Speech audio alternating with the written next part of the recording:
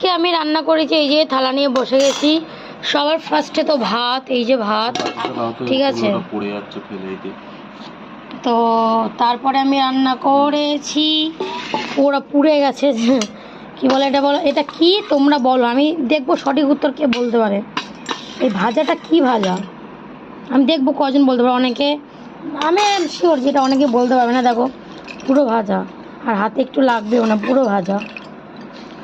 এই আসতো কেন, এই দেখো, দেখেছো এটা কি তোমরা, আমি দেখবো যেটা কে বলতে পারে, ঠিক আছে। তোমার দোষ না, ওটা পুড়েছে আমার। চুপ থাক, ওটা মনে পড়ে না। এটা হলো শাক ভাজা, এটা কি শাক দেখি কে বলতে পারে, ঠিক আছে। আর এটা হলো ডাল, আবার টক ডাল, আর এইটা হচ্ছে মাংস।